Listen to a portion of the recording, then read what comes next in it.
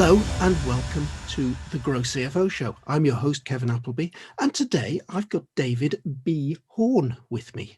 Now, David is a very interesting creature. He's a CFO who has actually written a book. David, good morning. Good morning, Kevin. How are you? Very well, thank you. So, David, I think a good place to start off would be, how does a CFO come to write a book? Well, yeah, how does a CFO come to write a book? I think it came about probably 6 or 7 years after I stopped being a sort of full-time CFO in corporate world. I had been the CFO of a couple of AIM-listed businesses, and in 2010 I left that world and set up on my own, initially as a portfolio CFO for SME companies, and it sort of gradually morphed from there. And in 2015, I did a business development program. And one of the things that was very strongly recommended coming out of that was to write a book. And I thought, wow, that sounds really cool, but I'm not sure what I'd write about. And then I sat down with the guy who ran the program, and we talked about what my background was and what I did. And he said, well, this is where I think you should focus. And it was really quite something, because this chap talks about what he calls your mountain of value. And he says, when you're standing on a mountain of value, you can't see it. You can see everything around you, but you don't see the value of what you're standing on. And he said, you kind of take for granted the fact that you've raised a lot of money and bought and sold a lot of companies, but a lot of people have never even conceived of doing that. And this is something that you could share with them.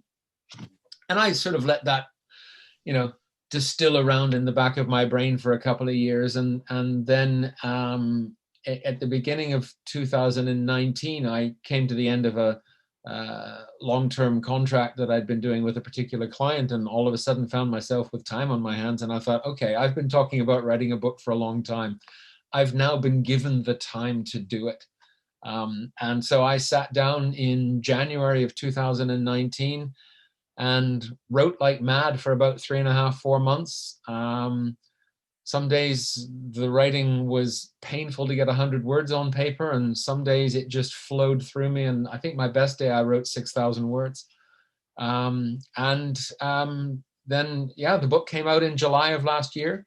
It went to #1 on Amazon, which was very cool. And then in March of this year, it won the business self-development category at the Business Book Awards. So the whole experience has been exciting, fun, very rewarding. And it's really, really cool when people reach out to you and say, oh, I read your book and I learned this, and it's really helped. I think that's probably the most satisfying thing that's come from it.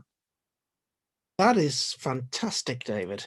The book is called Add, Then Multiply, and we put a link to it in the show notes. But can you summarize in a few words who the book is for, what you'd get out of it? Yeah, so the book is primarily targeted for entrepreneurial business owners, so founders of companies who are looking to scale their businesses through raising capital and buying other companies. So I've created a methodology called FACE, which stands for Fund, Acquire, Consolidate, and Exit. However, this book will be very relevant to anyone in the CFO community who's in an organization that's looking at doing growth through acquisitions, whether that's private or public. Because it sits down, so it sets out the core methods and principles and different stages of how you go through fundraising, and what are the key steps of doing an acquisition, and what are the hard things that need to be done when you're in the consolidation stage where you're putting companies together, because that's a lot of really challenging work. And finally, what are the things that you need to do to prepare for an exit of the business. And there could be listeners on this show who are involved in one or more of those things. I remember years ago when I was in my first M&A role, and I met the CFO of a company that we had bought, and he had been specifically brought in by the founders to help them prepare the business for sale. So something like that could be useful. So it might be that one of your listeners has been engaged by someone who's running a business, and they're thinking, well, I want to sell it, so let's get it all in the right kind of shape. So the book will set out what they a lot of the things in terms of what they need to prepare. That's brilliant, David, because I know that a lot of our listeners are at that first time CFO end of the spectrum. Yep. I don't know.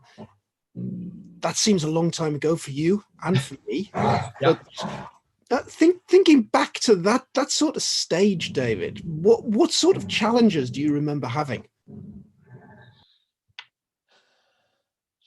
It's really interesting because actually it goes back to that same company where I met that CFO who'd been brought in. So I had been appointed as the CFO of a very acquisitive PR agency group, and we had a brief from our parent company to grow the agency network by acquisition. We had our parent company's checkbook, so it was a lot of fun. But it was interesting because, up until then, I'd been in sort of financial controller or business planning or those kinds of roles where, I had someone above me who was the representative of finance on the top team. And I think for me, at least, the biggest challenge was, all of a sudden I'd sort of made it to the top of the pile in the finance function, and I was sitting around an executive leadership team with others who had made it to the top of the pile in their respective functions, and the importance of building relationships with those other people who are around the table is absolutely critical, because you're working with people over whom you have no hierarchical authority, but you need to get them on board with things that you are doing, and you need to work closely with them. So when you're getting into things like annual planning cycles and running budgets and stuff like that, you can as I did initially, you can sort of take the hard line and say, oh, well, no, you can't do that. Or you can sit down and really try and collaborate with them. And I remember partway through the first budget cycle when I was the CFO at that business, and my boss, who was the chairman, had a quiet word with me and suggested that my attitude with one or two of my colleagues on our exec team might need to change a little bit. And he pointed that out, and I stopped and thought about it, and then actually reached out to those people and said, hey, look, I'm sorry, I've been a bit of a dick. Can I take you out for lunch, and let's kind of start fresh. And that was one of the cleverest pieces of advice that I have ever been given. And even today, sometimes if something goes wrong, I've learned that there's no harm in reaching out to someone and apologizing for behaving badly. And perhaps in COVID times, taking them out for lunch is a little bit difficult, but reach out to them and have a virtual coffee, or have a virtual, have a discussion online, but just open up and say, look, I'm sorry, I was a dick, and how can we set the record straight, and how can we work together? Because at the end of the day, we're all in this together. We're all trying to achieve the best for the company. And it was really interesting because as a result of doing that, people started to open up to me. And instead of it being a sort of there's this kind of stereotypical thing of the CFO who's got the word no tattooed across his forehead or her forehead. And I learned ways to get people to open up so that we could explore things, and all of a sudden it became a case of, and I remember this in one particular division in this PR agency, where the leader of this division really wanted something, and I ended up working with her to craft the case why it was important. And although it wasn't something that had been initially set out in the budget, we put together the business case, and that demonstrated it, and we got that funding signed off. And that was 20 years ago, and that person has since gone on and now runs a very, very successful business. And she and I have an outstanding relationship, and I've been called in to do bits and pieces of work for her in her company. And she's been supporting me in some of my other initiatives and things. So, you might be early on in your career, but you never know who you're going to influence or knock into and have a relationship with that 20 years down the line Wouldn't you far rather have had a great relationship than have had a difficult one? Because the difference is just fantastic. Yeah, and I can echo that, and I'd say never neglect any relationship, because my experience is it's the relationships that you never thought were important that end up being the big ones, and the ones that you thought were important and perhaps put more than enough effort into didn't mean anything in the long term. So Exactly. never ever neglect a relationship with anybody. Absolutely. 100%. Yeah. And it's so many people when they talk about networking and the benefits of networking, it's not the benefits from your first degree network. It's who can your first degree network introduce you to. And so if I have a relationship with person X, and they know someone that I want to get in touch with, well, if I've got a good relationship with, I can get an introduction to them. Or they might even just introduce me out of the blue. They might say, hey, I was talking to someone and they were saying, oh, I'm looking at this problem, and in my head, oh, well, David would be exactly the right person. Hang on, I'll introduce you. And if you Yeah, hadn't had that relationship, it wouldn't happen. absolutely, absolutely. Networking is definitely about that long game. And thinking about that as well, David, you and I are sitting here this morning recording this podcast. One of the reasons we're doing that is that we met on LinkedIn and we recorded a previous podcast, which went We very did. well for my other show, The Next 100 Days. Yeah. And curious enough, networking through there, I met again on LinkedIn a guy called Dan Wells. After a couple of conversations, Dan came on The Next 100 Days as a guest. Dan and I are now working in Grow CFOs business partners. Yeah. You never, ever know where Exactly. these relationships are No, going to go. exactly. Yeah. Exactly. My biggest client right now is a Swiss technology company. I lived in Switzerland 30 years ago, when I was still in the accounting profession with well, Price Waterhouse back then, PwC. And I was invited back to Switzerland to speak at an event, and I met this chap, and we got involved with a potential business that sadly didn't go anywhere, but we'd developed a good relationship. And 18 months later, out of the blue, he contacted me and said, oh, well, I'm now working with this other technology company in Switzerland, and the founder said to me that we need to raise some capital. And I said to him, oh, well, I know exactly who you should meet. And we had a couple of Zoom calls, and I flew over to Zurich and met with them. And I've been working as the CFO of this company on a part-time basis since January. And I believe you're actually in the middle of trying to raise some funds at the moment. I am. What's the market like at the moment? It's difficult. The money's still out there. The funds that have raised money and are looking to invest have money. So it's not like the money's dried up, but they are being a lot stricter. They are being more challenging on valuations. They are really staying very, very strictly focused on these are the parameters under which we invest, and they're not branching outside of that. When things are booming and there's lots of competition in the marketplace, when a good deal comes along, a fund might look at it and say, well, it's not 100% fit with what we're doing, but we can see how we can justify it so that our investor limited partners aren't going to be upset that we're investing in the wrong stuff. But right now they're really holding tight to the line, and I'm sure they're under a lot of pressure from their LPs as well, in terms of what's going on in the markets, what are you investing in. There's no question that valuations are coming under pressure. You look at what's happened to global stock markets over the COVID crisis, and the collapse in those kind of prices. There's nothing fundamentally wrong with the businesses.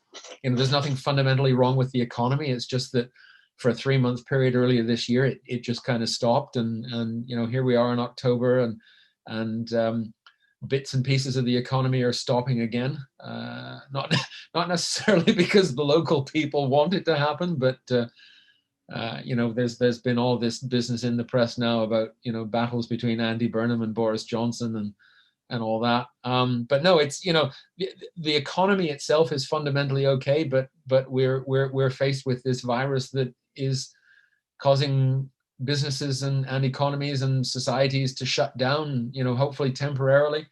Yeah, I've never seen anything like this before. I've lived through 7 major global recessions, and they've always been caused by greed or something along those lines, or natural disaster. Well, I guess you could argue that this is natural disaster, but none of them have been caused by the fact that lots of people are dying. And they're very, very strange times, and certainly don't start me on that one of politicians arguing with politicians. It's now become just a bizarre point-scoring battle when we should actually all be working together in the best interest of the country. And Exactly. it's annoying me no end. Exactly. But And I it's not get, just a UK. It's not just the UK that's got that problem. yeah, It's yeah, all over the world. yeah. But I get the impression, and a couple of weeks ago, I was talking to Andrew Waters, who's in the recruitment market, and his business pretty much crashed for 3 months at the beginning of the year.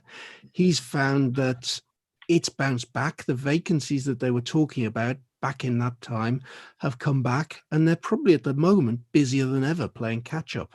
Yeah. I got a little bit of that impression around some of the funding organizations, that they'd had a period of the year where funds were available, but they couldn't get the deals done because of COVID.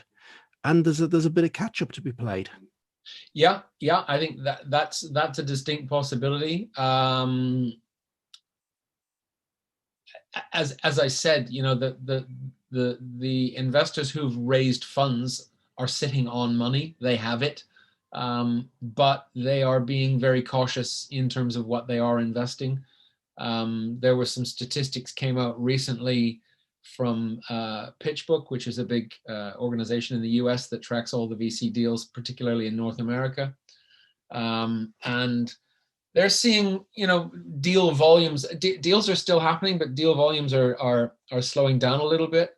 What was really interesting, though, and this links into one of my other areas that I'm working on, is that the value of deals that went to female founders for the first time in 3 years fell in the third quarter of this year, and is actually back to the level it was at in 2017.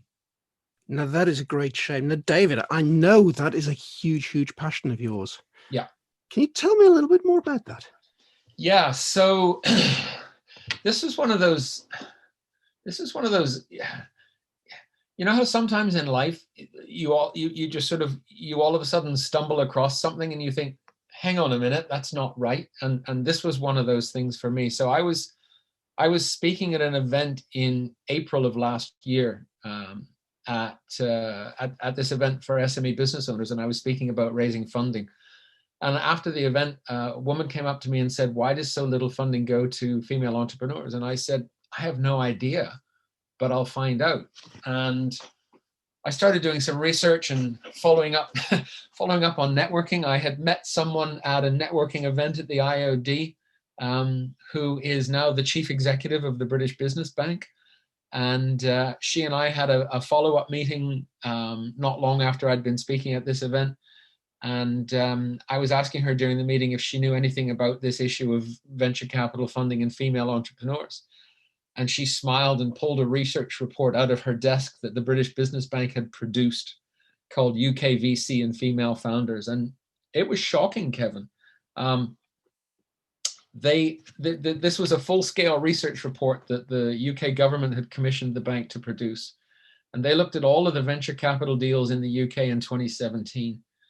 And out of every pound invested by venture capitalists, less than a penny went to all female founding teams, and only 10% went to mixed gender teams. Now, some people their initial response is, well, how many decks did they submit? And was it just that women and mixed gender teams didn't submit? But that's not the case. So female founding teams submitted 5% of the pitch decks and got 1% of the money. Mixed gender teams submitted 20% of the decks and got 10% of the money. And all male teams submitted 75% of the decks and got 89% of the money. That is just shockingly wrong. And yeah. I'm thinking of our own Grow CFO management team, and we started off, and yes, initially it was an all male team. Now we're working now with Catherine, and the difference in approach, attitude, and so on that Catherine brings is just fantastic. Oh And yeah, I wouldn't think about going into a major launch without that kind of balance. It's invaluable. And absolutely, those absolutely. numbers are definitely shocking. Yeah, no, they are. They really are. And it's interesting. So I ended up putting on an event at the London Stock Exchange in November of last year, called Funding Focus. And if you want to put it into the show notes, the website is funding-focus.com. We're running another event this year. It'll be an online event because of COVID, also on the 25th of November. And coming out of the event from last year, in addition to it having been a really interesting thing, I mean, we filled the theatre at the London Stock Exchange with over 100 people who had come along to hear what we were talking about and to hear stories from women who'd successfully raised funding. But there were two key learnings for me that came out of that. One was that this is not just a UK problem, it's a global problem. And in the social media that we had around the issue last year, or around the event last year, we had comments from people from 10 countries around the world: Australia, Belgium, Canada, China, France, Germany, Ireland, South Africa, Switzerland, and the United States, all saying that this was a big issue for them. And the other thing that was really interesting was there were a number of men who came from diverse backgrounds, so not white men, basically. Uh, and they faced the same uneven playing field. And so I've been doing more research on this, and it's shocking. People who come from ethnic minorities or other diverse backgrounds, whether that's sexual orientation or, all manner of diverse backgrounds, face the same uneven playing field. And So that's the focus for the event this year, and we're going to be doing it online. And I've got a number of speakers from the UK, from Europe, from North America, both men and women, covering ethnic minorities, um, and just trying to figure out what we can do about this. I'm also working on getting a number of investors to come on board, and there are some investors that are much more focused on this. There are a few investment funds that have been specifically set up to address either female founders or different ethnic categories. Sorry, not categories, excuse me, different ethnicities. So I know that there's a fund that specifically invests in BAME entrepreneurs. And there's a lot of groundswell happening around this area, and I'm doing what I can to keep that groundswell going. I did a TEDx talk 2 weeks ago, called "The Fight for Fairer Funding." I'm hopeful that that'll be out in probably December time, and then I'll be promoting that.